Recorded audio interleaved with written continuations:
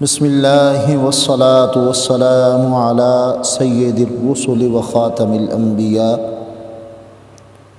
سامعین ذی وقار، بخاری کی باتیں 8ویں قسط کے ساتھ حاضر خدمت ہیں۔ امیر شریعت سید عطاء اللہ شاہ بخاری رحمہ اللہ تعالی علیہ کی زندگی کے مختلف واقعات آپ حضرات کی خدمت میں پیش کیے جا رہے ہیں، سماعت فرمائیے اور آگے پہنچا کر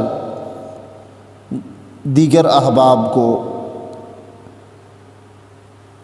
ان واقعات سے آگاہ کیجیے۔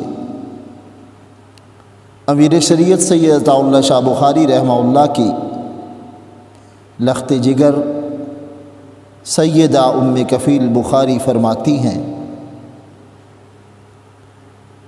کہ شاہ جی اپنے مقام پہ محب قرآن تھے اور شاہ جی کے والد، ان کا بھی حال کہیں کسی سے کم نہیں تھا۔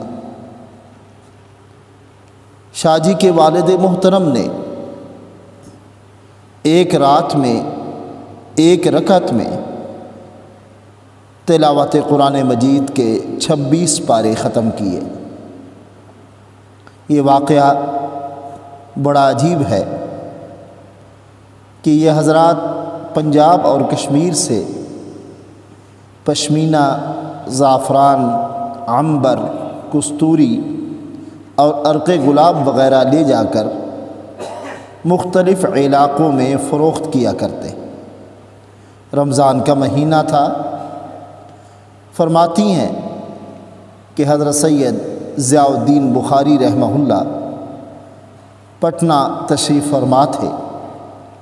مسجد میں عشاء کی نماز پڑھی تو دیکھا کہ کئی حافظ صاحبان باہم مشورے سے طے کر رہے ہیں کہ آج شبینے میں ختم قرآن کے لیے کون کتنے پارے پڑھے گا۔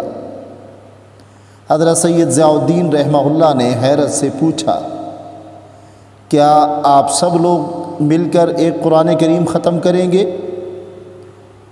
کیا ایک ہی آدمی شبینہ نہیں پڑھ سکتا؟ یہ سننا تھا کہ سب کی نظریں ان کی طرف اٹھیں۔ انہوں نے بات ہی ایسی کہی تھی جو نہ وہاں کے رواج میں تھی اور نہ ہی کسی کے خواب و خیال میں۔ چنانچہ مختلف آوازیں اٹھیں۔ کسی نے کہا خوب، یہ اچھی کہی۔ کسی نے کہا پنجاب میں ایسا ہوتا ہے کیا؟ کسی نے کہا میاں صاحبزادے تو آپ ہی پڑھ دیجئے۔ فرمایا بہت اچھا، ہم ہی پڑھ دیتے ہیں۔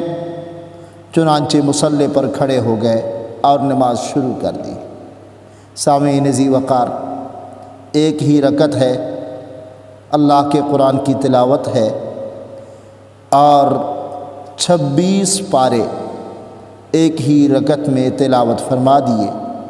رکوع کی نوبت جا کر تب آئی جب ایک جگہ جا کے اٹک گئے۔ رکوع کیا، رکعت مکمل کی اور دوسری رکعت میں کھڑے ہوئے تو بجائے باقی پارے ختم کرنے کے مختصر سی تلاوت کر کے 2 رکعتیں پوری کر دیں۔ تلاوت کی اس روانی اور جوش کا کیا عالم ہو رہا ہوگا، اس کا تصور ہی کیا جا سکتا ہے۔